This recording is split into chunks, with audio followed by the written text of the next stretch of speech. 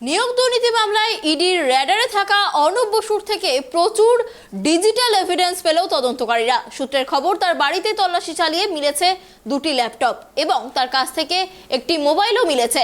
এই ল্যাপটপ ও mobile central forensic ল্যাবে পাঠাবে ইডি। নিয়োগ দুর্নীতিতে অর্ণব বসুর ল্যাপটপ মোবাইলের চ্যাট হিস্ট্রির ওপর নজর এবার ইডির।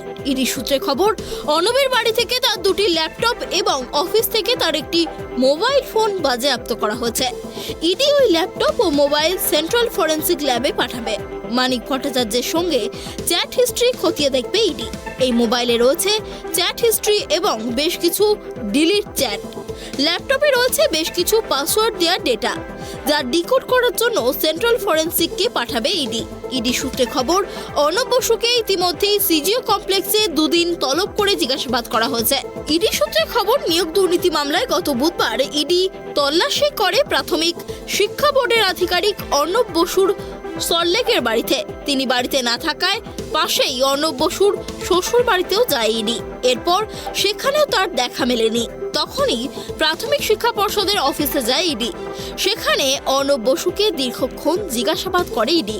আর এই অফিস ও বাড়ি থেকেই বাজেয়াপ্ত করা হয় অর্ণবের দুটি ল্যাপটপ ও একটি মোবাইল, যেখানে কিনা গুরুত্বপূর্ণ তথ্য রয়েছে বলে দাবি করেছে ইডি। কার কার সঙ্গে চ্যাট রয়েছে অর্ণবের, দুর্নীতি সম্পর্কিত টেক্সট ডিলিট করার চেষ্টা হয়েছে কিনা, কি তথ্য গোপনের চেষ্টা করা হচ্ছে, ল্যাপটপে কোন ডেটা লুকিয়ে রাখা রয়েছে, সব দিক খতিয়ে দেখতে চায় ইডি। ইতিমধ্যে একাধিকবার অর্ণব বসুকে জিজ্ঞাসাবাদ করেছে ইডি। মানিক ভট্টাচার্যের ঘনিষ্ঠ অর্ণব বসুকে গত শুক্রবার তলব করে ইডি। দীর্ঘক্ষণ জিজ্ঞাসাবাদের পর তাকে রাতে ছেড়ে দেওয়া হয়। শনিবার ফের তাকে তলব করা হয় সিজিও কমপ্লেক্সে। প্রাথমিক শিক্ষা বোর্ডের ক্লার্কের কাজ করতেন অর্ণব। মানিক ভট্টাচার্যের ঘনিষ্ঠ এই অর্ণবের ভূমিকা অত্যন্ত গুরুত্বপূর্ণ। তাই এবার তার মোবাইল ও ল্যাপটপে কি তথ্য লুকিয়ে রয়েছে তা জানতে চায় ইডির আধিকারিকরা। Bureau report, tribe TV.